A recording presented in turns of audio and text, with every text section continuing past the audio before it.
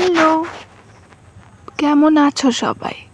প্রথমে একটু ঘুরে নিচ্ছি, কারণ হাতে আমার এত পরিমাণ কাঁটা ফুটবে আমি জানি। ওই যে ছোট্ট কড়াইয়ের মধ্যে ড্রাগন গাছটি দেখতে পাচ্ছ, অনেকগুলো ডালও বেরিয়েছে। তো ওটাকে আজকে আমি এই বালতির মধ্যে লাগাবো। তো এই যে কিছু খোলাং দিয়ে দিলাম, তারপর আমি এই মাটিও নিয়ে চলে আসলাম অনেকগুলো, ঠিক আছে।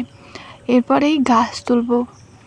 বাপরে বাপ, এত কষ্ট হয়েছিল, এত কাঁটা ফুটেছিল হাতে।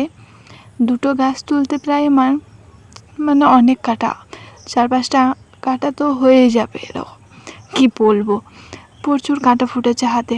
তো আমি মাটিগুলো বালতির মধ্যে দিয়ে নিচ্ছি। এবার আস্তে আস্তে গাছগুলো বসাচ্ছি। এই যে ফুটে গেল একটা, হয়ে গেল। ওর সাথে যে কটা ফুটেছে ঠিক নেই, তো ওখানেই দুটোই পাশাপাশি বসিয়ে নিচ্ছি।